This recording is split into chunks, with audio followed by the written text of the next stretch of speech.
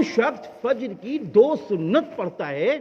تو 2 سنت کا ثواب ترازو کے ایک پلڑے میں رکھ دیا جائے اور دنیا وما فیہا، دنیا اور دنیا کی ساری چیزیں ترازو کے دوسرے پلڑے میں رکھ دی جائیں تو رسول اللہ صلی اللہ علیہ وسلم فرما رہے ہیں سنتوں والا پلڑا جھک جائے گا، سنتوں والا پلڑا جھک جائے گا۔ ارے مسلمانوں،